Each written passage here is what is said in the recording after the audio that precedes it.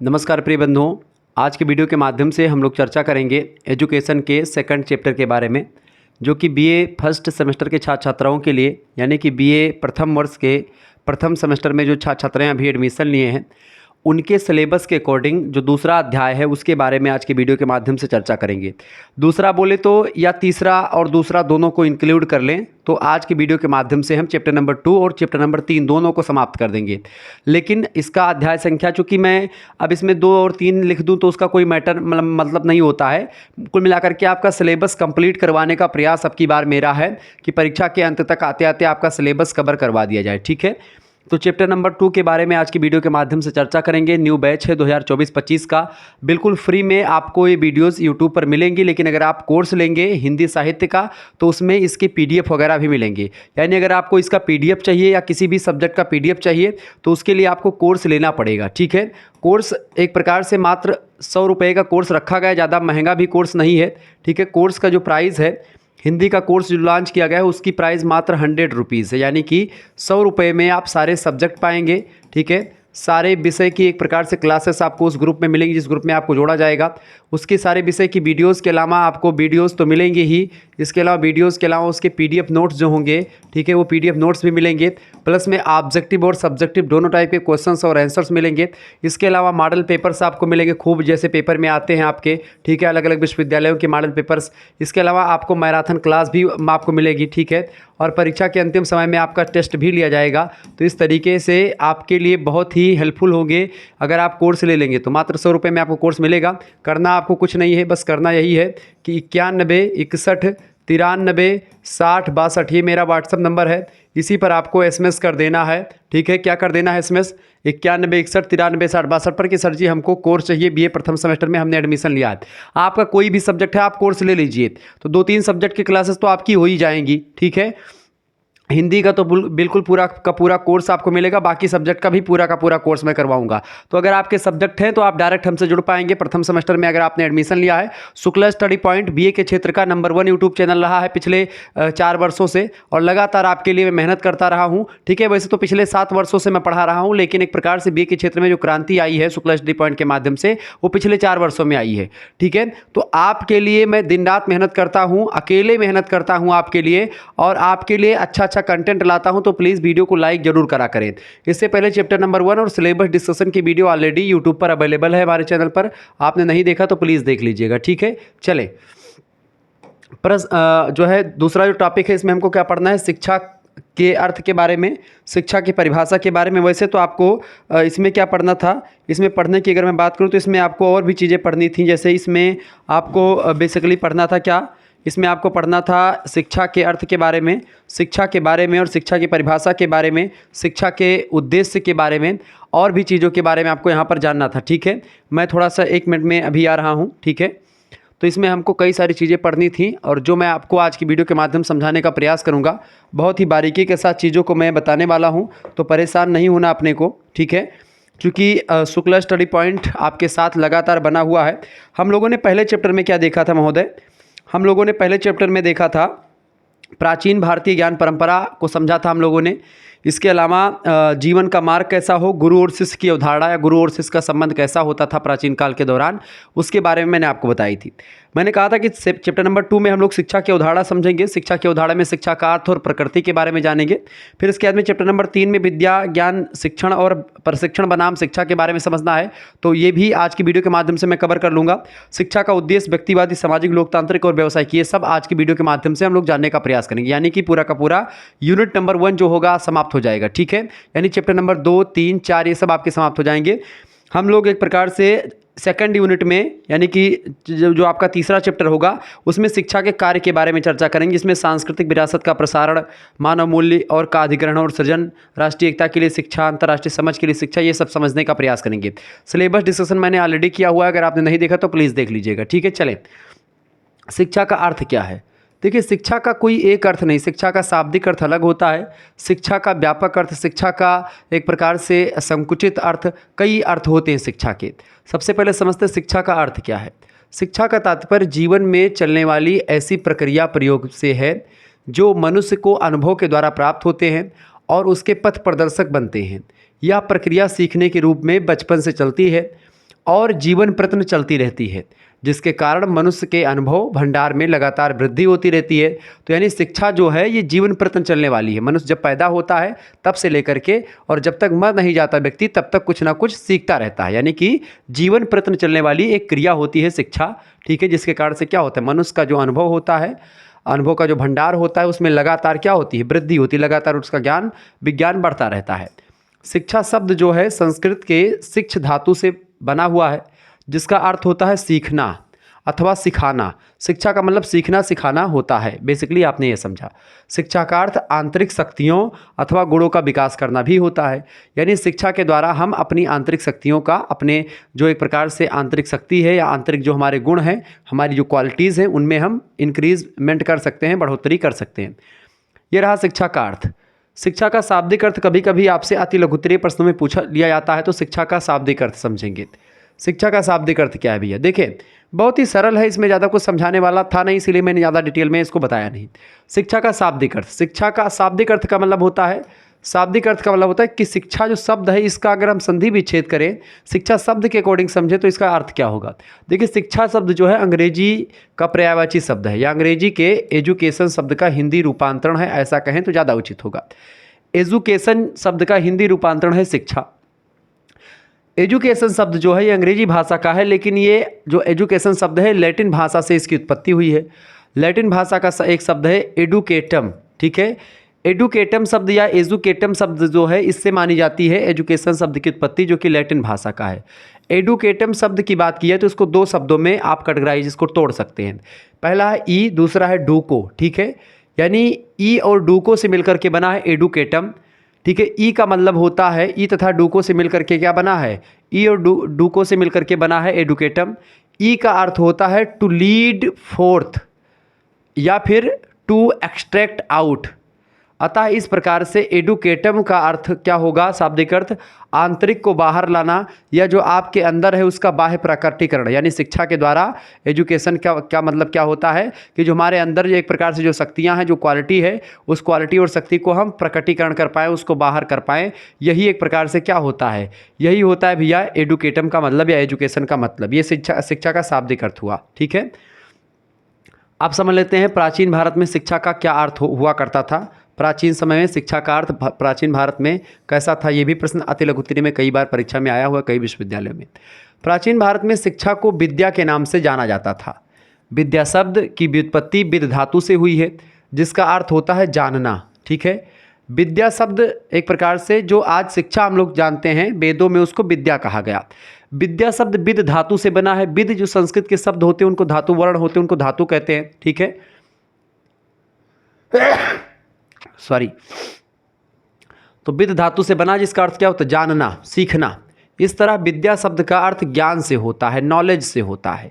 हमारे प्राचीन ग्रंथों में ज्ञान को मानव का क्या कहा गया है, तृतीय चक्षु, यानी कि तृतीय नेत्र कहा गया, तीसरी आंख होता है ज्ञान।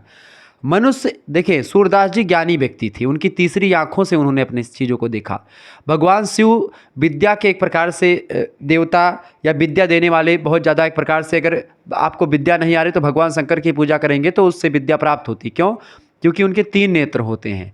ये कोई एक प्रकार से मतलब मैं सिद्ध चीज़ें नहीं बता रहा हूँ, ये मान्यताओं के बारे में बता रहा हूँ। वैसा मत सोचेगा कि प्रमोट कर रहे हैं सर जी हिंदू धर्म को, ऐसी बात नहीं है, ठीक है। लेकिन आप देखेंगे तो चूंकि तीसरा नेत्र क्या होता है, शिक्षा तीसरा नेत्र होती है हर एक मनुष्य का, ठीक है, जो अज्ञान को दूर करके सत्य के दर्शन कराने में मददगार होता है। यानी कि जो हमारे जो है आसपास अज्ञानता होती है, उस अज्ञानता को ख़त्म करने में शिक्षा हमारी मदद करती है। कोई भी भ्रम, कोई भी डाउट जो होता है वो क्लियर तब होता है जब आप शिक्षित होते हैं। यानी शिक्षित व्यक्ति अपनी समस्याओं का समाधान ढूंढ निकालता है। शिक्षा एक प्रकार से आपके गिरे समय में भी आपकी मदद करती है। शिक्षा को ना तो कोई चुरा सकता है, ना ही कोई उससे आपसे छीन सकता है, और ना ही कोई आपसे उसमें बंटवारा कर सकता है। यानी शिक्षा एक प्रकार से वह अमूल्य निधि है जिसको किसी भी ताले की ज़रूरत नहीं पड़ती, किसी भी लॉकर की ज़रूरत नहीं पड़ती है, या ऐसे बोले कि शिक्षा रूपी ताले को किसी भी प्रकार की चाबी तोड़ नहीं सकती है। शिक्षा एक प्रकार से बहुत व्यापक है और शिक्षा का हमेशा उपयोग मनुष्य के जीवन में होता रहा है। तो शिक्षा का एक प्रकार से बहुत ज़्यादा ज़रूरत पड़ती है मनुष्य के जीवन में। विद्या हमें विनम्र बनाती है, विनम्र सिखाती है। जो व्यक्ति आप देखते ज़्यादा पढ़े लिखे होते हैं वो विनम्र हो जाते हैं, गुस्सा थोड़ा कम करते हैं। विद्या ददाति विनयम, वेदों में कहा गया, उपनिषदों में कहा गया विद्या ददाति विनयम। विद्या हमें जीवन से मुक्त भी कराती है। देखिए विद्या से हमको क्या पड़ती है, विनय की प्राप्ति होती है। विद्या ददाति विनयम, विद्या से हमको क्या मिलती है, विनय की प्राप्ति होती है। विद्या हमें विमुक्त भी करती है। सा विद्या या विमुक्त, यानी कि विद्या से हमें मुक्ति या हमें जीवन से मुक्ति भी प्राप्त होती है। यानी विद्या अगर हम या शिक्षित हैं तभी हम मोक्ष के बारे में, अपने पुरुषार्थों के बारे में, धर्म अर्थ काम और मोक्ष, ये चार पुरुषार्थ जो हैं एक प्रकार से मनुष्य के जीवन के, वो चारों पुरुषार्थ आप तभी प्राप्त कर पाएंगे जब आप शिक्षित होंगे, जब आप विद्या आपके अंदर होगी। ठीक है, तो विद्या से विनय की प्राप्ति और विद्या एक प्रकार से मनुष्य के जीवन से मुक्ति दिलाने में भी उपयोगी होती है। तो ये विद्या का जो है या शिक्षा का, प्राचीन भारत में शिक्षा का तात्पर्य विद्या से लिया जाता था। ठीक है, वही आगे चल करके कालांतर में विद्या का रूप धारण कर लेती है। शिक्षा का संकुचित अर्थ, ये भी प्रश्न कई बार परीक्षा में आया, शिक्षा का संकुचित अर्थ क्या है। संकुचित मतलब जैसे कि जो विद्यालय कॉलेज यूनिवर्सिटी में या स्कूल कॉलेज में जो बच्चे लोग सिलेबस के अकॉर्डिंग पढ़ाते हैं वो संकुचित दृष्टिकोण है शिक्षा का। एक निश्चित समय अवधि में फिक्स करके एक निश्चित स्थान पर जा करके पढ़ना, वो आपकी शिक्षा की संकुचित अर्थ है। संकुचित अर्थ में शिक्षा बालक को योजनाबद्ध कार्यक्रम के अंतर्गत प्रदान किए जाने वाली एक ऐसी योजना से है। ठीक है, एक ऐसी योजना से महोदय जिसमें निर्धारित उद्देश्यों की प्राप्ति के लिए प्रयत्न किए जाते हैं। जैसे आप लोग पढ़ रहे हैं तो आप पास होने के लिए पढ़ रहे हैं, आप ग्रेजुएशन कंप्लीट करने के लिए पढ़ रहे हैं। ठीक है, तो विद्यालय में प्रदान की जाने वाली शिक्षा इसी श्रेणी की होती है। इसमें निश्चित उद्देश्यों वाला प्रत्येक कक्षा अथवा स्तर का एक निर्धारित पाठ्यक्रम होता है जिसे एक निश्चित अध्ययन काल में शिक्षकों के द्वारा पूर्ण कराया जाता है। वास्तव में संकुचित अर्थ में शिक्षा एक प्रकार से क्या है, शिक्षा एक प्रकार से पुस्तकीय शिक्षा तक सीमित रहती है। संकुचित अर्थ शिक्षा का यही है कि जिसमें आप सिलेबस फिक्स होता है, एक निश्चित समयावधि के लिए किसी उद्देश्य के लिए जब आप शिक्षा ग्रहण करते हैं तो वो एक प्रकार से क्या होती है, शिक्षा का संकुचित अर्थ होता है। अब शिक्षा का व्यापक अर्थ समझ लें कि शिक्षा का व्यापक अर्थ क्या है। ठीक है, व्यापक माने बड़ा अर्थ। शिक्षा का व्यापक अर्थ सीधा सीधा मतलब होता है कि जब से बच्चा पैदा हो तब से लेकर के और जब तक व्यक्ति मर ना जाए तब तक एक प्रकार से जो व्यक्ति सीखता रहता है वो सब एक प्रकार से शिक्षा का व्यापक अर्थ में आता है। ठीक है, शिक्षा के व्यापक अर्थ को प्रसिद्ध शिक्षा शास्त्री टी रेमंड ने इस प्रकार से स्पष्ट किया है। टी रेमंड कहते हैं कि शिक्षा विकास का वह क्रम होता है जो बाल्य अवस्था से परिपक्व अवस्था तक निरंतर चलता रहता है एवं शिक्षा में मनुष्य अपने आप को आवश्यकता के अनुसार धीरे धीरे क्या करता है, धीरे धीरे भौतिक, सामाजिक तथा आध्यात्मिक पर्यावरण या वातावरण के अनुकूल बना लेता है। यानी कि शिक्षा जो होती है वो जीवन प्रयत्न चलती रहती है। इसमें किसी बाउंडेशन, किसी एक प्रकार से किसी भी से मतलब कहीं से भी कैसे भी शिक्षा प्राप्त की जा सकती है। डम्बलिन नाम के एक शिक्षा शास्त्री हैं, इन्होंने कहा कि शिक्षा के व्यापक अर्थ के अंतर्गत वे सभी प्रभाव या वे सभी इफेक्ट ले लिए जाते हैं या सम्मिलित होते हैं जो मनुष्य को, जो मानव को बाल्य अवस्था से लेकर के मृत्यु प्रयत्न तक प्रभावित करते रहते हैं। बिल्कुल सही बात कही डम्बिल महोदय ने कि भाई जब से बच्चा जन्म लेता तब से लेकर के और जब तक व्यक्ति मर नहीं जाता तब तक कुछ ना कुछ सीखता रहता है, वही शिक्षा का व्यापक अर्थ है। अच्छा, ये सब तो रही शिक्षा का व्यापक, संकुचित, ये सब अर्थ हो गया। अब शिक्षा का वास्तविक अर्थ, रियलिटी में शिक्षा का अर्थ क्या है, इसको समझ लेते हैं, फिर इसकी परिभाषा को समझेंगे। ठीक है, घबराओ मत, याद नहीं करना है कुछ। संकुचित माने छोटा सा, जो विद्यालय वगैरह में पढ़ें। व्यापक अर्थ जो जब से पैदा हो तब से और जब तक मर ना जाए तब तक सीखता रहे। ठीक है, ये चीज़ें आप समझ लें। शिक्षा का वास्तविक अर्थ, शिक्षा के शाब्दिक, संकुचित और व्यापक अर्थ को स्पष्ट करने से शिक्षा की वास्तविक अवधारणा स्पष्ट नहीं होती है। अब हमारे समक्ष प्रश्न यह उठता है महोदय कि हमें शिक्षा का कौन सा रूप अपनाना चाहिए, संकुचित वाला, व्यापक वाला या शिक्षा का शाब्दिक वाला, किस अर्थ पर हम जाएं, किस अर्थ पर जाएंगे तो हमको एक प्रकार से शिक्षा का वास्तविक चीज़ें मिलेंगी, शिक्षा का वास्तविक अर्थ मिलेगा। तो शिक्षा का शाब्दिक अर्थ स्वीकार नहीं किया जा सकता क्योंकि यह जरूरी नहीं कि शाब्दिक अर्थ वास्तविक अर्थ ही हो, क्योंकि शाब्दिक अर्थ कभी कभी अलग होता है, उसका वास्तविक अर्थ अलग होता है। इसीलिए शिक्षा का शाब्दिक अर्थ भी स्वीकार, केवल शाब्दिक अर्थ को स्वीकार करना उचित ना होगा। इसीलिए शिक्षा को सही अर्थ के लिए आवश्यक है कि हम सभी प्रकार के अर्थों को सम्मिलित रूप से लेकर के चलें, यानी कि शिक्षा का संकुचित, शिक्षा का व्यापक और शिक्षा का शाब्दिक, इन तीनों अर्थों को मिला लें तो एक परिभाषा बनाएं। यानी कि शिक्षा में क्या होता है, इन सभी चीज़ों का अध्ययन होता है, शिक्षा ये सब चीज़ें होती। कुल मिलाकर के शिक्षा के वास्तविक अर्थ को समन्वित रूप से इस प्रकार व्यक्त किया जा सकता है, जैसे कि क्या कह सकते हैं आप कि शिक्षा एक ऐसी सामाजिक एवं गतिशील प्रक्रिया है, सामाजिक प्रक्रिया है और हमेशा चलने वाली प्रक्रिया, गतिशील, शिक्षा गत्यात्मक प्रक्रिया है, हमेशा गतिशील रहती है, जो क्या करती है, व्यक्ति के जन्मजात गुणों को, जो व्यक्ति के जन्मजात गुण होते हैं उनको विकसित करती है, उनको डेवलपमेंट करती है और उसके व्यक्तित्व को निखारती है, व्यक्ति के व्यक्तित्व को निखारती है, व्यक्ति की पर्सनालिटी को डेवलपमेंट करने में शिक्षा बहुत योगदान देती है।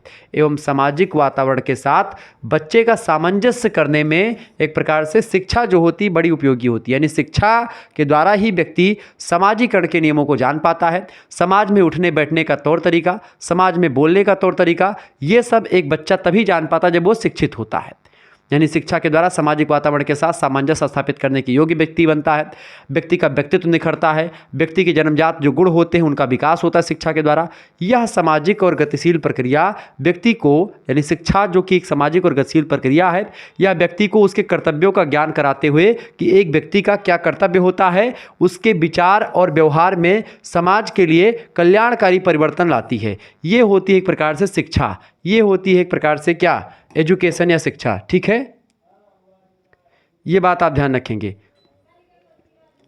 आगे बढ़ते हैं और भी चीज़ों को जानने का प्रयास करते हैं। शिक्षा की परिभाषाओं को समझने के लिए कई विद्वानों का सहारा हमको लेना पड़ेगा। आइए एक एक विद्वानों के माध्यम से हम यह जानने का प्रयास करते हैं महोदय कि शिक्षा की परिभाषा अलग अलग विद्वानों ने कैसे दी है। अब आपको यहाँ पर घबराने की ज़रूरत नहीं है, कुछ भी याद करने की ज़रूरत नहीं है। एक आध दो विद्वान की परिभाषा आप ध्यान रखिएगा, बाकी आप सुन लीजिएगा लेक्चर को, ठीक है।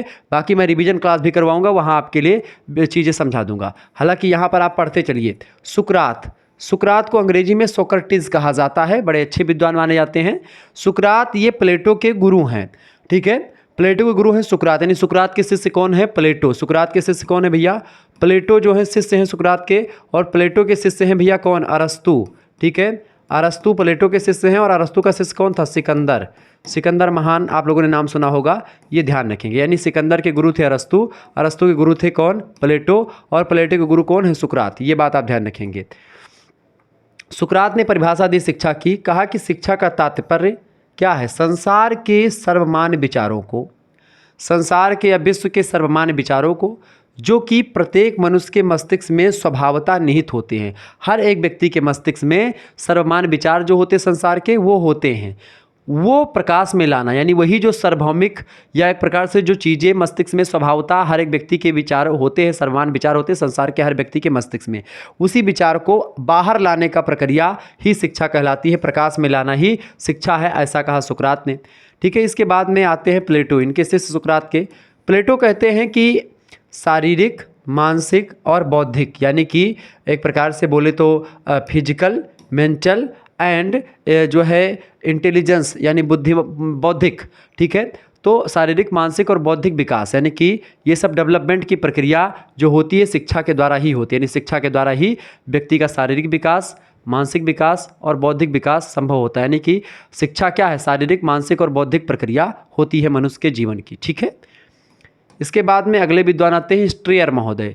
स्ट्रेयर महोदय क्या कहते हैं शिक्षा की परिभाषा को देते हुए, स्ट्रेयर महोदय कहते हैं कि शिक्षा वह है जो उस व्यक्ति के कार्यों में परिवर्तन उपस्थित कर देती है जिसे शिक्षा दी जाती है। यानी कि शिक्षा जो व्यक्ति पाता है उस व्यक्ति में क्या होता है, उसके कार्य करने के तौर तरीके में लगातार परिवर्तन होता जाता है, उसके गुणों में विकास होता जाता है, ठीक है, स्ट्रेयर ने कहा।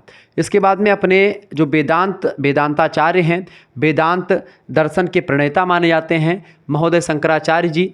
शंकराचार्य जी ने कहा सा विद्या या विमुक्तये, मतलब शिक्षा वही है जो मनुष्य को मुक्ति दिलाए। तो मनुष्य के मुक्ति के लिए जो चीज़ें काम करती हैं वही शिक्षा है, यानी शिक्षा के द्वारा मनुष्य को मुक्ति मिलती है। इसके बाद में महर्षि दयानंद सरस्वती बड़े अच्छे विद्वान माने जाते हैं भारत के, ठीक है। दयानंद सरस्वती कहते हैं कि शिक्षा वह है जिसके द्वारा मनुष्य विद्या आदि शुभ गुणों की प्राप्ति और अविद्या आदि दोषों, चूंकि अविद्या एक दोष है और विद्या गुण है, विद्या और विद्या से रिलेटेड तमाम प्रकार के गुणों की प्राप्ति करता है। किसके द्वारा? मनुष्य। शिक्षा के द्वारा क्या करता है? मनुष्य विद्या और विद्या से रिलेटेड कई प्रकार की क्वालिटी प्राप्त करता है और अविद्या और तमाम प्रकार के अविद्या से रिलेटेड जो तमाम प्रकार के दोष होते हैं उन दोषों को छोड़ करके सदैव के लिए आनंदित हो सकता है। यानी कि विद्या जो होती है या शिक्षा जो होती है उससे आप जो आपके अंदर दोष हैं, जो अविद्या रूपी दोष हैं, वो खत्म होते हैं और जो विद्या और शुभ गुण होते हैं, शुभ क्वालिटी होती है, अच्छी क्वालिटी होती है, वो एक प्रकार से डेवलप होती है। ये कहा महर्षि दयानंद ने। इसके बाद में नाम आता है अरस्तु का, अरिस्टोटल। अरिस्टो कहते हैं कि स्वस्थ शरीर में स्वस्थ मस्तिष्क का निर्माण करना ही शिक्षा होता है। इस तरीके से शिक्षा की परिभाषा अलग अलग विद्वानों ने अपने अपने हिसाब से दी। यह है शिक्षा की परिभाषा। निश्चित तौर पर आपके समझ में शिक्षा की परिभाषा आई हुई होगी। ठीक है, आगे बढ़ते हैं, शिक्षा की विशेषताओं को समझते हैं। शिक्षा की क्या विशेषताएं हैं आखिरकार? देखें, शिक्षा की विशेषताएं यानी कि कैरेक्टरिस्टिक्स ऑफ एजुकेशन। शिक्षा की निम्नलिखित विशेषताएं हैं, यानी कि निम्नलिखित मतलब कई विशेषताएं। निम्न माने होता है नीचे, लिखित माने लिखी गई विशेषताएं, इसीलिए इसको निम्नलिखित कहते हैं। तो निम्नलिखित विशेषताएं शिक्षा की हैं, आइए जानने का प्रयास करते हैं। पहली विशेषता शिक्षा की है कि शिक्षा जो है सतत माने हमेशा चलने वाली प्रक्रिया है। शिक्षा हमेशा चलने वाली प्रक्रिया है। इसको और अच्छे तरीके से कहें तो शिक्षा एक गत्यात्मक प्रक्रिया है, आप कह सकते हैं, जो जन्म आरंभ होकर के मृत्यु तक चलती रहती है। यानी जब से बच्चा जन्म लेता तब से लेकर के और जब तक व्यक्ति मर नहीं जाता तब तक व्यक्ति कुछ ना कुछ सीखता रहता है, वही प्रक्रिया शिक्षा होती है। ऐसा ये इसकी विशेषता पहली। दूसरी विशेषता शिक्षा की ये है कि शिक्षा केवल शिक्षण संस्थाओं तक सीमित नहीं है, बल्कि जीवन के सभी क्षेत्रों में संबंध प्रक्रिया है और यह किसी भी स्थान पर प्राप्त की जाती है। क्या? शिक्षा। यानी शिक्षा जो है केवल शिक्षण संस्थाओं तक सीमित नहीं है। आप केवल विद्यालय, कॉलेज, यूनिवर्सिटी में ही शिक्षा नहीं प्राप्त कर सकते, बल्कि जीवन के सभी क्षेत्रों में आप शिक्षा ग्रहण कर सकते हैं। हर एक क्षेत्र में आप शिक्षा जान सकते हैं, सीख सकते हैं। हर एक चीज़ पर, हर एक स्थान पर, हर एक जगह पर, हर एक समय में आप शिक्षा ग्रहण कर सकते हैं। दूसरी विशेषता इसकी। शिक्षा की तीसरी विशेषता, परीक्षा में प्रश्न आपसे पूछा गया था पिछली बार, समझ लें। तीसरा विशेषता शिक्षा की यह है कि शिक्षा चेतन रूप से चलने वाली प्रक्रिया है। इसे चलाने के लिए प्रयास करने पड़ने हैं, मतलब प्रयास करने पड़ते हैं। किसको चलाने के लिए? शिक्षा चेतन रूप से चलने वाली प्रक्रिया है। इसे चलाने के लिए आपको एक प्रकार से प्रयास करना पड़ेगा। ठीक है। चौथी विशेषता यह है कि शिक्षा के माध्यम से व्यक्ति के आंतरिक गुणों और उसकी अंतर्निहित क्षमताओं का प्रकटीकरण और प्रस्फुटन होता है। क्या होता है? शिक्षा के माध्यम से व्यक्ति के आंतरिक गुणों, जो व्यक्ति की जो आंतरिक क्वालिटी है, उस आंतरिक क्वालिटी और उसकी जो अंतर्निहित क्षमताएं होती हैं किसी व्यक्ति की, उन्हीं का प्रकटीकरण और उन्हीं का प्रस्फुटन होता है। किसके माध्यम से? शिक्षा के माध्यम से। इसके अलावा शिक्षा को सामान्यतः द्विमुखी प्रक्रिया माना जाता है। शिक्षा को द्विमुखी प्रक्रिया किसने कहा? एक विद्वान है जॉन एडम्स, अच्छे शिक्षा शास्त्री माने जाते हैं। जॉन एडम्स नाम के शिक्षा शास्त्री ने कहा कि शिक्षा जो होती है वो द्विमुखी प्रक्रिया। द्विमुखी प्रक्रिया का मतलब ये होता है कि शिक्षा में एक टीचर होता है और एक प्रकार से एक स्टूडेंट होता है। ठीक है। जबकि शिक्षा त्रिमुखी प्रक्रिया है। इसको किसने कहा? जॉन डीबी ने कहा। जॉन डीबी की अगर बात की, इन्होंने कहा, जॉन डीबी ने, कि शिक्षा त्रिमुखी प्रक्रिया है। त्रिमुखी मतलब कि 3 आयाम होते हैं इसके। पहला होता है टीचर, ठीक है, दूसरा होता है स्टूडेंट, और तीसरी प्रक्रिया या तीसरा जो होता है वो होता है सिलेबस। ठीक है। क्या होता है? पाठ्यक्रम, सिलेबस। क्लियर? यानी एक सिलेबस होगा जिसको एक टीचर पढ़ाएगा। किसको पढ़ाएगा? स्टूडेंट को पढ़ाएगा। ठीक है, ये बात आप ध्यान रखेंगे। तो द्विमुखी प्रक्रिया और त्रिमुखी प्रक्रिया आप समझ में आ गए। तो जॉन एडम्स महोदय ने कहा कि शिक्षा द्विमुखी प्रक्रिया है और जॉन डीबी ने कहा कि शिक्षा एक त्रिमुखी प्रक्रिया है। ये चीज़ें आप जरूर ध्यान रखेंगे, परीक्षा में कई बार ये प्रश्न ऑब्जेक्टिव में पूछे जाते रहे। ठीक है। तो शिक्षा के माध्यम से व्यक्ति आंतरिक गुणों और उसकी अंतर्निहित क्षमताओं का प्रकटीकरण और प्रस्फुटन होता है। इसके अलावा शिक्षा को समानता द्विमुखी प्रक्रिया माना जाता है, जिससे शिक्षक और शिक्षार्थी जिसमें शामिल होते हैं। शिक्षक यानी कि मास्टर और शिक्षार्थी मतलब स्टूडेंट। ठीक है। आगे देखें, अगली विशेषता शिक्षा की क्या है। देखें, शिक्षा गत्यात्मक प्रक्रिया है, निरंतर प्रगति की ओर आगे बढ़ती है। यानी शिक्षा हमेशा आगे की ओर बढ़ती रहती है, हमेशा चलती रहती है, रुकती नहीं है। इसके अलावा शिक्षा एक परिवर्तनकारी प्रक्रिया है। इसके माध्यम से व्यक्ति में बहुमुखी बदलाव आते रहते हैं। ठीक है, ये बात आप ध्यान रखें। यानी शिक्षा के द्वारा ही व्यक्ति के व्यवहार में लगातार परिवर्तन होते रहते हैं, व्यक्ति के पर्सनालिटी में चेंजमेंट होते रहते हैं, व्यक्ति का पर्सनालिटी डेवलपमेंट होती रहती है। किसके माध्यम से? शिक्षा के माध्यम से। तो ये रही शिक्षा की परिभाषा। शिक्षा का अर्थ हमने समझा, शिक्षा के सारे अर्थ को समझा, शिक्षा की विशेषताओं, शिक्षा की परिभाषा को और शिक्षा की विशेषताओं को समझा। अब हम थोड़ा सा एक चैप्टर आपका जो थोड़ा सा छोटा सा है उसके बारे में जान लेते हैं। देखिए अब शिक्षा, यहाँ पर ये भी प्रश्न आपसे खूब बना है, ये टॉपिक आपका प्रशिक्षण क्या है। प्रशिक्षण और शिक्षण दोनों में अंतर होता है। देखिए प्रशिक्षण और शिक्षा या शिक्षा, देखिए प्रशिक्षण मतलब होता है ट्रेनिंग और शिक्षण का मतलब होता है टीचिंग। ठीक है, तो टीचिंग मतलब एक मास्टर आपको पढ़ाएगा, लेक्चर देगा, लेकिन जो ट्रेनिंग होती है वो आपसे करवाई जाती है फिजिकली। ठीक है, ये समझें। तो प्रशिक्षण यानी ट्रेनिंग और शिक्षा यानी कि एजुकेशन, इसमें क्या डिफरेंस है या इसके बीच में बताएं। देखिए प्रशिक्षण एक व्यक्ति में विशिष्ट कौशल विकसित करने के एक अधिनियम को संदर्भित करता है, एक ऐसा नियम जो कि एक अलग प्रकार की स्किल किसी व्यक्ति के अंतर्गत डेवलप करने के लिए करवाई जाती है उस व्यक्ति से, वो होती है प्रशिक्षण। जबकि शिक्षा कक्षा या किसी भी संस्थान में सैद्धांतिक ज्ञान प्राप्त करने के बारे में होता है, एक सिद्धांत या थ्योरी के बारे में बच्चे को बताया जाता है, वो होता है शिक्षण। शिक्षा या शिक्षण इसको दोनों कह सकते हैं। दूसरा अंतर, प्रशिक्षण जो होता है विशिष्ट कौशल विकसित करने का एक तरीका होता है, जबकि जो शिक्षण होता है सीखने की एक विशिष्ट प्रणाली होती है जिसमें आप नियम कायदे को जानते हैं, सीखते हैं। ठीक है।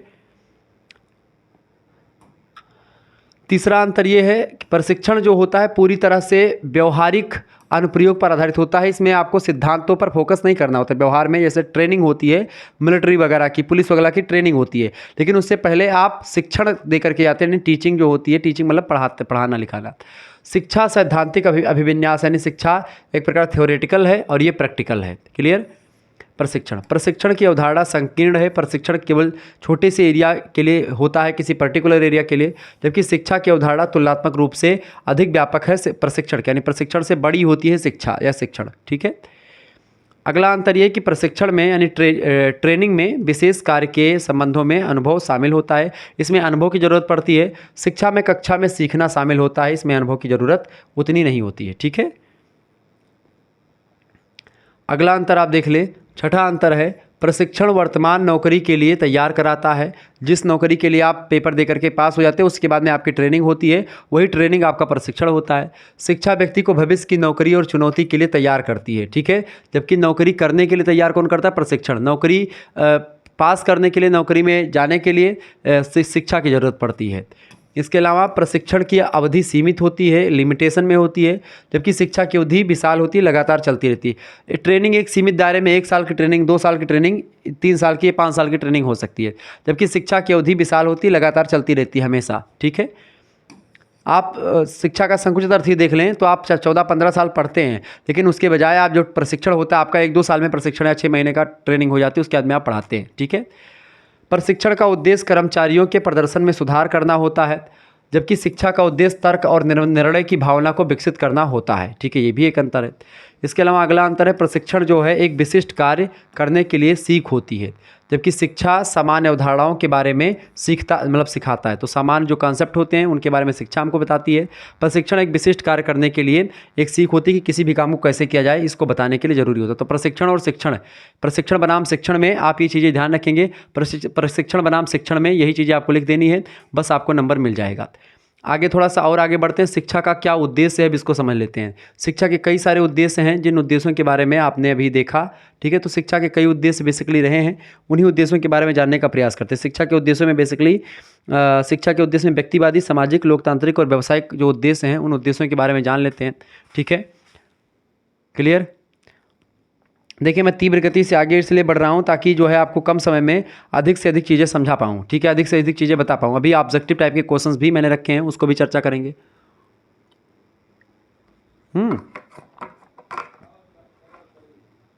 बिल्कुल, चले शिक्षा का उद्देश्य हम लोग समझने का प्रयास करते हैं कि शिक्षा का आखिरकार उद्देश्य क्या है महोदय। चले फटाफट से एक बार वीडियो को लाइक कर दीजिएगा, चैनल पर अगर नए हैं तो सब्सक्राइब जरूर कर दीजिएगा, क्योंकि इसी प्रकार से लगातार शुक्ला स्टडी पॉइंट पर हर एक सब्जेक्ट की क्लासेस होती रहती हैं। Chapter wise classes, model paper, महासंग्राम रिवीजन क्लास, टेस्ट सीरीज, ये सब आपको मिलेंगे शुक्ला स्टडी पॉइंट पर। तो आप शुक्ला स्टडी पॉइंट को सब्सक्राइब जरूर कर लें। देखिए उद्देश्य की बात की जाए, एम क्या होता है, शिक्षा का उद्देश्य क्या है, शिक्षा क्यों हम ग्रहण करें।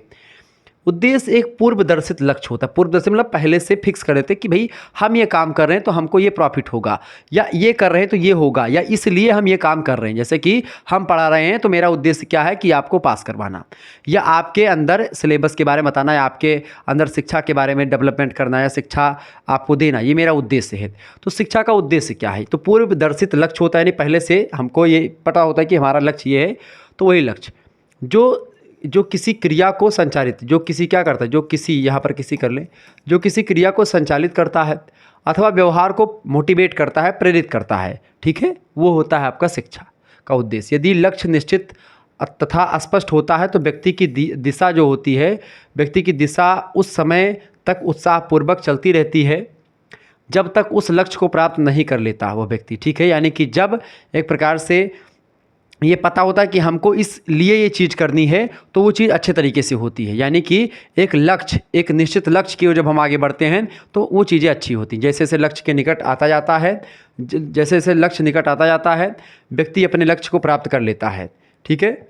इस लक्ष्य को प्राप्त करने को ही उद्देश्य की प्राप्ति कहते हैं। जब आपका जो लक्ष्य है, आपने जो सोचा था उसको प्राप्त कर लिया, वही उद्देश्य प्राप्ति होगी। संक्षेप में उद्देश्य की पूर्वदर्शित उद्देश्य क्या है? पूर्वदर्शित लक्ष्य होता है जिसको प्राप्त करने के लिए व्यक्ति प्रसन्नतापूर्वक उत्साह के साथ चिंतनशील रहते हुए क्रियाशील होता है, काम करता है और अपने उद्देश्यों की प्राप्ति करता है, ठीक है, अपने लक्ष्य को निर्धारित करता है।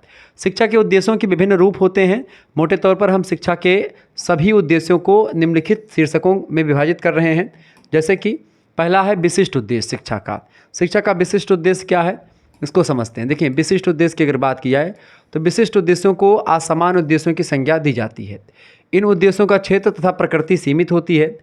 यही नहीं, इनका निर्माण किसी भी विशेष परिस्थिति तथा विशेष कारण को ध्यान में रहते हुए किया जाता है।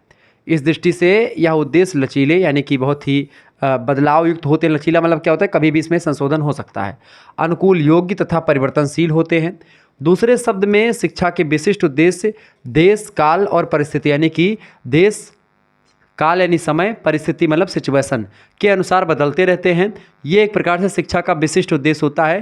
तो उद्देश्य एक प्रकार से हमेशा एक जैसे नहीं होते, ये बदलते रहते हैं। शिक्षा का विशिष्ट अर्थ या शिक्षा का विशिष्ट उद्देश्य होता है ये, ठीक है, जो पर्यावरण, देश, काल और वातावरण के साथ हमेशा परिवर्तित होता है। दूसरा होता है सार्वभौमिक उद्देश्य। सार्वभौमिक उद्देश्य जो होता है ये हमेशा बदलता नहीं है, एक जैसा। सार्वभौमिक मतलब होता है यूनिवर्सल, ठीक है, यूनिवर्सल एम जो होते हैं, एम्स जो होते हैं शिक्षा के, ये चेंजमेंट नहीं होते, इनमें परिवर्तन नहीं होता, जबकि विशिष्ट उद्देश्यों में परिवर्तन हो जाता है। सार्वभौमिक उद्देश्य या जो यूनिवर्सल एम्स हैं मानव जाति पर समान रूप से लागू होती है। इन उद्देश्यों का तात्पर्य व्यक्ति में वांछनीय गुणों का विकास करना है।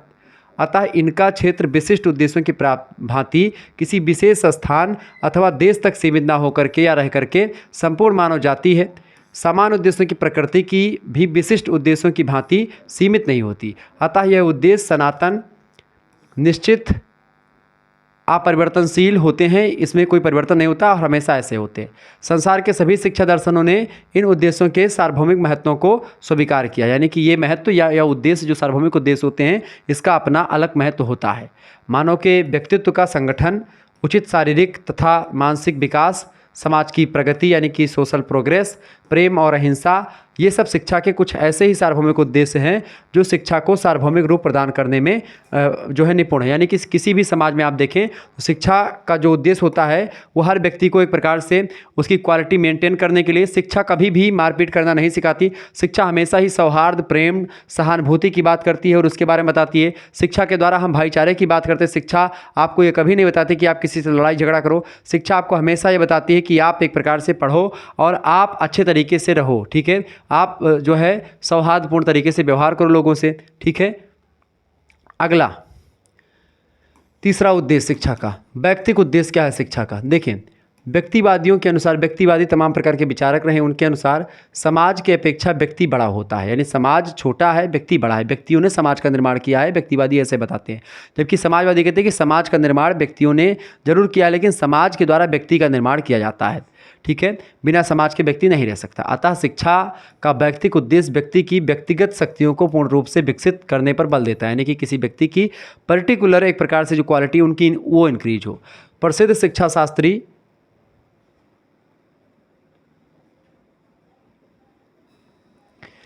तो शिक्षा का जो व्यक्तिगत उद्देश्य है या एक प्रकार से जो व्यक्तिगत उद्देश्य है उसमें व्यक्तियों पर विशेष ध्यान दिया जाता है, क्योंकि समाज जो होता है वो एक प्रकार से व्यक्ति को बनाता है, ऐसा समाजवादी मानते हैं। लेकिन व्यक्तिवादी विचारक ये मानते हैं कि जो व्यक्ति होते हैं उन्हीं के द्वारा समाज का निर्माण किया जाता है, ठीक है। तो कुल मिलाकर के समाज और व्यक्ति दोनों एक दूसरे के पूरक हैं। बिना व्यक्तियों के समाज का कोई अस्तित्व नहीं, क्योंकि समाज सामाजिक संबंधों का जाल है और सामाजिक संबंध व्यक्ति और व्यक्ति के बीच में ही बनते हैं। ठीक है, ये बात आप ध्यान रखेंगे। और व्यक्तियों के मिलने से ही समाज का निर्माण होता है और समाज में ही एक व्यक्ति का उचित व्यक्तित्व का विकास होता है। यानी कि अगर समाजीकरण की प्रक्रिया किसी व्यक्ति की ना हो, किसी व्यक्ति को समाज से बाहर छोड़ दिया जाए, जब बच्चा पैदा हो उसको जंगल में जा कर के आप छोड़ दें, तो वो बच्चा जो होगा वो उस तरीके से मनुष्यों जैसे व्यवहार नहीं करेगा, वो जैसा देखेगा जंगल में वैसा व्यवहार करेगा।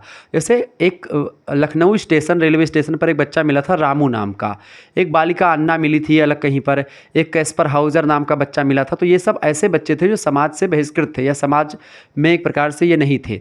तो वो बच्चे जो मिले थे उनके एक प्रकार से लिए, वो एक प्रकार से उनका समाजीकरण नहीं हुआ था, सोशलाइजेशन नहीं हुआ था। तो उनके व्यवहार जानवरों जैसे थे, जानवरों जैसे खाते थे, चारों पैरों से चलते, मतलब कि हाथ और दोनों पैरों से चलते थे। ठीक है, तो प्रसिद्ध शिक्षा शास्त्री हुए हैं sir T P Nunn. T P Nunn बड़े अच्छे विद्वान हैं। इन्होंने कहा जो है व्यक्तिगत उद्देश्य पर बल दिया और कहा कि संसार में जो भी अच्छाई आती है वह व्यक्तिगत पुरुषों तथा स्त्रियों के स्वतंत्र प्रयासों के द्वारा आती है। शिक्षा की व्यवस्था इसी सत्य पर आधारित होनी चाहिए तथा शिक्षा को ऐसी दशाएं उत्पन्न करनी चाहिए जो व्यक्तिकता का पूर्ण विकास हो सके, यानी कि व्यक्तित्व का विकास हो सके, पर्सनालिटी डेवलप हो और व्यक्ति का विकास होगा तो समाज का विकास होगा, क्योंकि व्यक्ति के द्वारा ही समाज में परिवर्तन लाया जाता है। तमाम प्रकार के समाज सुधारक हुए हैं जिन्होंने समाज को बदल दिया है। व्यक्ति मानव जीवन को अपना मौलिक योग दे सकते हैं। तो इस तरीके से समाज का एक प्रकार से ये जो शिक्षा का एक व्यक्तिगत उद्देश्य है जो व्यक्तियों का एक प्रकार से मार्गदर्शन करता है और व्यक्ति को उचित अनुचित का ज्ञान करवाता है। शिक्षा का अगला उद्देश्य है सामाजिक उद्देश्य। ठीक है, समाजवादियों की अगर बात की, समाजवादियों के अनुसार व्यक्ति की अपेक्षा समाज बड़ा है, मैंने बताया था। अतः वे शिक्षा सामाजिक उद्देश्य पर विशेष बल देते हैं, शिक्षा के सामाजिक उद्देश्य पर। उनका विश्वास है समाजवादियों का कि व्यक्ति जो होता है सामाजिक प्राणी होता है। Man is a social animal, ऐसा अरिस्टोटल ने कहा था। तो जब मनुष्य एक सामाजिक प्राणी है, वह समाज से अलग रह करके अपना विकास मनुष्य नहीं कर सकता है। ठीक है, जैसा समाज में रहेगा उसी हिसाब से विकसित होगा, उसके अंदर शिक्षा डेवलप होगी। अतः उनके अनुसार, किसके अनुसार, जो समाजवादी, उनके अनुसार व्यक्ति को अपनी व्यक्तिकता का विकास समाज की आवश्यकताओं और आदर्शों को ध्यान में रखते हुए करना चाहिए। समाज की नीड्स क्या है, समाज की आवश्यकता क्या और समाज के आइडल क्या है, समाज के आदर्श क्या है, उन्हीं आदर्श मूल्यों के अनुसार ही एक प्रकार से अपनी विकास करे, व्यक्तिकता का विकास करे। ये बात आप ध्यान रखेंगे। ठीक है, तो ये एक प्रकार से आपका सामाजिक उद्देश्य है, ठीक है, व्यक्ति का। तो इस तरीके से शिक्षा का ये सब उद्देश्य हो गए। तो यहाँ पर आपने चीज़ों को समझ लिया। अब हम कुछ प्रश्नों के बारे में, लगभग 30-40 क्वेश्चंस या 30 क्वेश्चंस के बारे में चर्चा करेंगे, जो कि एक प्रकार से आपकी यूनिट नंबर 1 से रिलेटेड होंगे, यानी चैप्टर 1, 2, 3 सभी से रिलेटेड जो क्वेश्चंस हैं आज के वीडियो के माध्यम से मैं आपको बताने का प्रयास करूँगा। पहला क्वेश्चन आपकी स्क्रीन पर आ चुका है महोदय। पहला प्रश्न है, जॉन एडम्स बड़े अच्छे शिक्षा शास्त्री हैं, इनके अनुसार शिक्षा एक क्या है? तो जॉन एडम्स ने कहा कि शिक्षा एक द्विमुखी प्रक्रिया है। क्या है? शिक्षा एक द्विमुखी प्रक्रिया है। किसने कहा? जॉन एडम्स ने कहा। शिक्षा त्रिमुखी प्रक्रिया है, ये किसने कहा? जॉन डीवी ने कहा। किसने कहा? जॉन डीवी नाम के एक विद्वान है, जिनको शिक्षा शास्त्र का जनक भी किसी विद्वान ने कहा है। तो इन्होंने कहा कि शिक्षा त्रिमुखी प्रक्रिया है, शिक्षा के 3 ध्रुव हैं। ठीक है, कौन कौन से? एक होता है शिक्षक, दूसरा होता है विद्यार्थी और तीसरा होता है पाठ्यक्रम। ये बात आप ध्यान रखेंगे। ठीक है, यानी इसका दूसरा क्वेश्चन आप देखें, शिक्षा के 3 ध्रुव कौन से हैं? तो शिक्षक, विद्यार्थी और पाठ्यक्रम, ये तीनों ध्रुव किसने बताया? यानी एक टीचर होता है शिक्षक, एक विद्यार्थी यानी स्टूडेंट और एक पाठ्यक्रम यानी सिलेबस। ये 3 धुरी होती हैं, 3 मुखी प्रक्रिया ये जॉन डीवी ने बताई है। और शिक्षा की द्विमुखी प्रक्रिया में कौन शामिल है? आपके शिक्षक शामिल हैं और एक प्रकार से विद्यार्थी शामिल हैं। पाठ्यक्रम को इन्होंने, जॉन एडम्स ने अपनी प्रक्रिया में, शिक्षा की प्रक्रिया में नहीं शामिल किया, जबकि जॉन डीवी ने शामिल किया। ठीक है, ये बात आप ध्यान रखेंगे।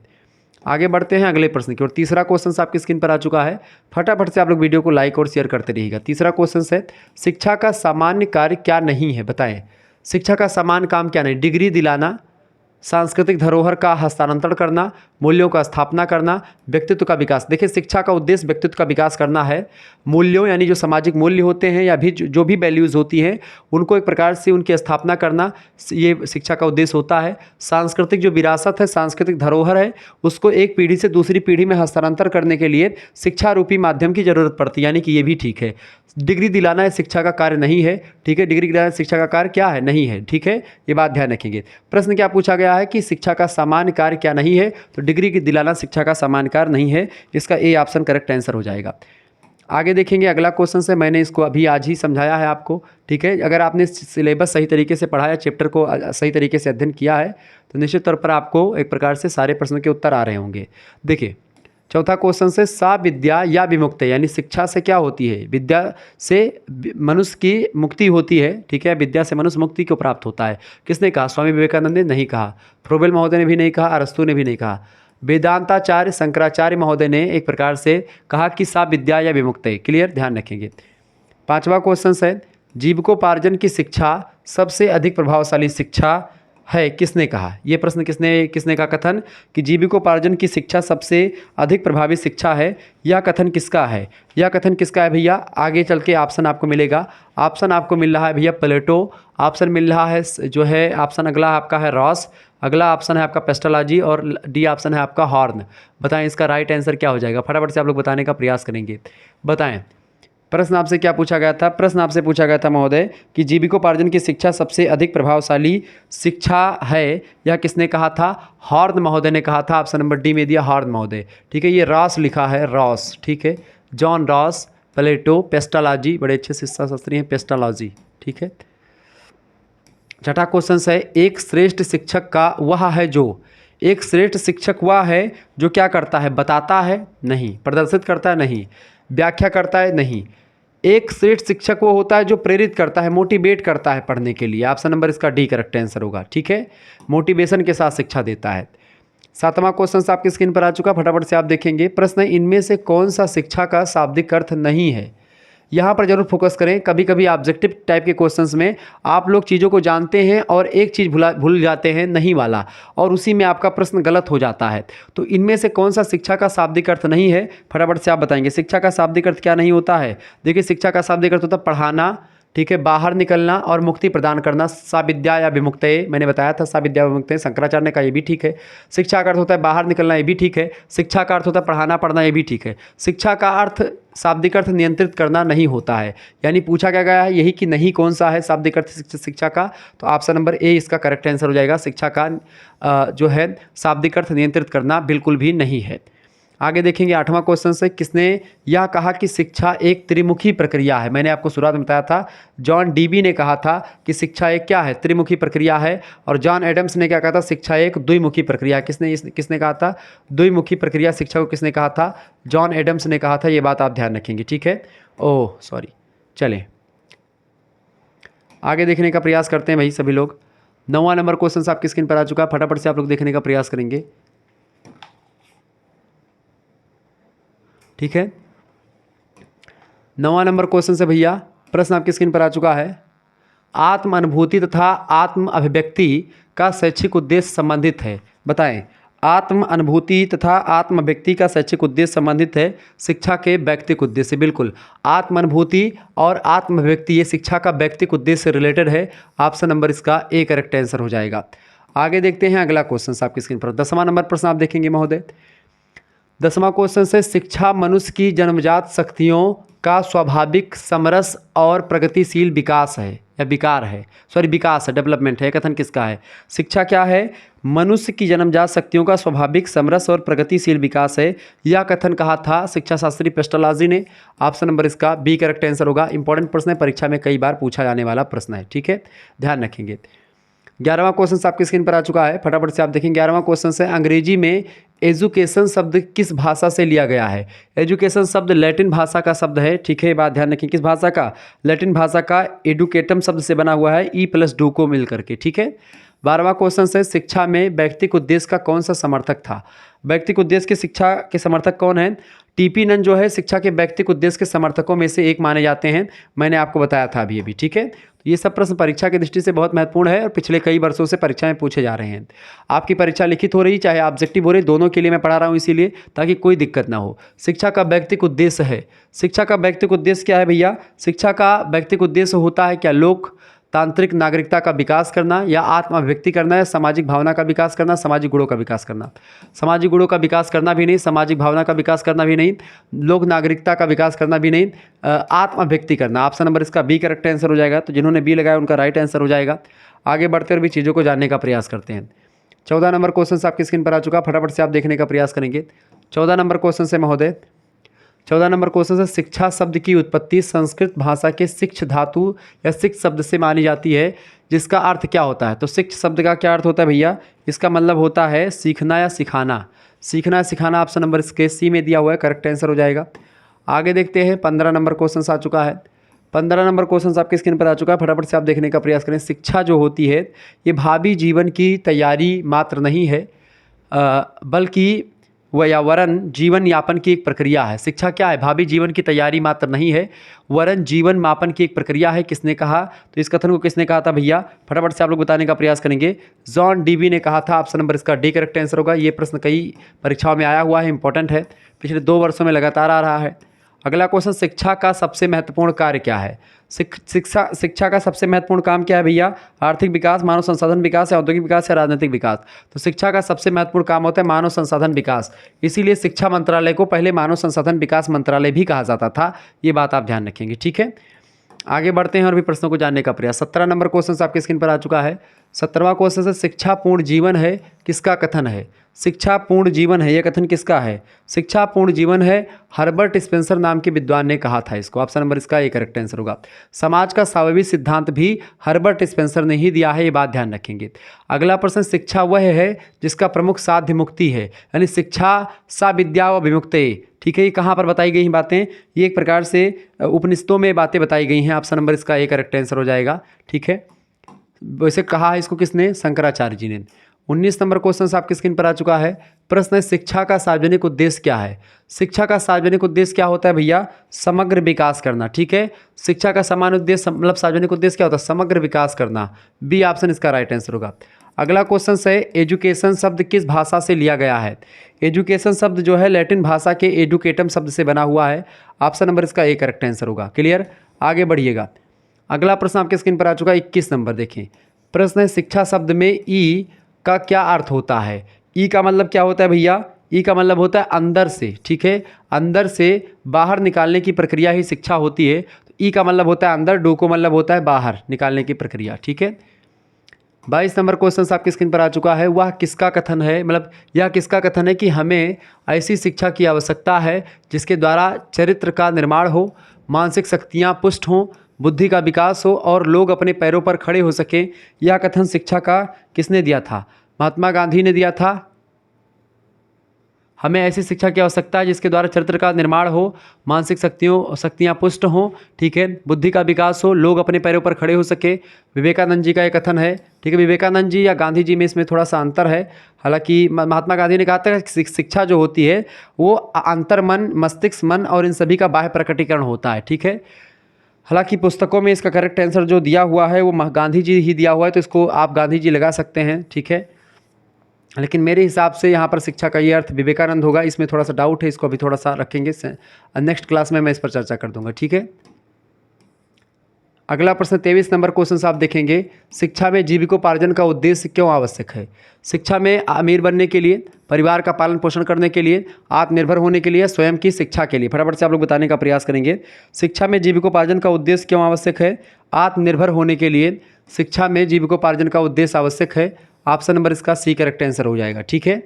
आगे बढ़ते हैं, 24 नंबर क्वेश्चन आप देखेंगे और लास्ट प्रश्न है इस वीडियो का। प्रश्न है, शिक्षा की प्रकृति कैसी है। शिक्षा की प्रकृति कलात्मक भी है और वैज्ञानिक भी, यानी शिक्षा एक कला भी है और एक विज्ञान भी है, ठीक है। ये बात आप ध्यान रखेंगे, क्लियर। अगर आपको एक प्रकार से इसका भी पीडीएफ चाहिए, यानी चैप्टर नंबर 1, 2 इन सभी का शिक्षा शास्त्र का पीडीएफ चाहिए, या अन्य किसी भी सब्जेक्ट का आपको पीडीएफ चाहिए, तो आप तुरंत SMS करें 91 61 93 60 62। ये मेरा व्हाट्सअप नंबर है, इसी पर SMS करेंगे तो आपको एक प्रकार से क्या होगा, आपको एक प्रकार से मात्र 100 रुपये में सारे सब्जेक्ट का आपको PDF मिलेगा, ठीक है। सारे सब्जेक्ट के चैप्टर वाइज PDF आपको मिलेंगे। इसके अलावा आने वाले समय में मतलब मिलते रहेंगे, जैसे जैसे क्लास होगी उसकी PDF मिलती रहेंगी। इसके अलावा हिंदी का कोर्स आपको मिलेगा। हिंदी का कोर्स, अगर आपका हिंदी का सब्जेक्ट है तो आपको हिंदी का कोर्स भी मिल जाएगा। अगर हिंदी सब्जेक्ट नहीं है, बाकी अगर आपके सब्जेक्ट है तो भी आपको सारे सब्जेक्ट के एक प्रकार से जो क्लासेस होंगी वो उसी ग्रुप में लिंक मिलती रहेगी कि भाई इतने बजे से इतनी क्लास होगी, ठीक है। आराम से देखते रहिएगा और सारे के सारे सब्जेक्ट की PDF आपको मिलेगी। इसके अलावा प्रथम सेमेस्टर में आप हैं तो एक आपको को करिकुलर सब्जेक्ट पढ़ना पड़ता है। कौन सा सब्जेक्ट पढ़ना पड़ता है, को करिकुलर नाम का एक सब्जेक्ट होता है, ठीक है। को करिकुलर कोर्स आपको पढ़ना पड़ता है, ठीक है। तो ये कोर्स जो होता है इसमें आपको फूड न्यूट्रिशन एंड हाइजीन प्रथम सेमेस्टर में आपको पढ़ना है। सेकंड सेमेस्टर में आप फर्स्ट एड एंड हेल्थ पढ़ेंगे। थर्ड सेमेस्टर में human values and environmental studies पढ़ेंगे। तो उन सभी की तैयारी भी आपको यहाँ पर हो जाएगी। इन सभी का पीडीएफ भी आपको यहाँ पर मिलते रहेगा। इसकी परीक्षाएं ऑब्जेक्टिव भी होती हैं को करिकुलर की। एक चैनल मैंने बनाया है को करिकुलर मास्टर, तो उसको सब्सक्राइब कर लीजिएगा, वहाँ पर भी तैयारी विधिवत होती है। तो पीडीएफ वगैरह प्राप्त करने के लिए किसी भी सब्जेक्ट की आप तुरंत 91 193 से 6062 पर SMS करें। मात्र 100 रुपये उसकी प्राइस है, ठीक है, हर एक सब्जेक्ट की। उसमें आपको हिंदी का कोर्स भी मिल जाएगा, ठीक है। ये बात आप ध्यान रखेंगे। तो आइए थोड़ा सा और जानने का प्रयास करते हैं। हिंदी साहित्य की अगर बात करें तो आज जो क्लास मतलब कि कल जो क्लास हुई थी हिंदी साहित्य की, जिसमें 7 क्लास लगभग हो चुकी हैं, बाकी 8वीं क्लास होगी। जो एक प्रकार से हिंदी साहित्य कोर्स है, मात्र 100 रुपये इसकी प्राइस रखी गई थी। उसी 100 रुपये में आज भी अभी ये कोर्स चल रहा है। जिनको भी लेना तुरंत एडमिशन लें। राम भक्त शाखा को मैंने यूट्यूब पर विस्तार से पढ़ा रखा है, तो मतलब पढ़ाया है। कल की क्लास अगर आपने नहीं देखी है देख लीजिएगा, जिसमें राम भक्त शाखा के बारे में मैंने कितना डीपली पढ़ाया हुआ है आप खुद ही जान पाएंगे जब एक क्लास देखेंगे, ठीक है। चलिए फिर मिलते हैं हम नेक्स्ट वीडियो में। तब तक के लिए जय हिंद जय भारत। आप सभी का बहुत बहुत धन्यवाद। हमारे से जुड़ने के लिए इसी प्रकार से अपना प्यार हमें बनाए रखेंगे। बहुत बहुत धन्यवाद आप सभी का, बहुत बहुत धन्यवाद।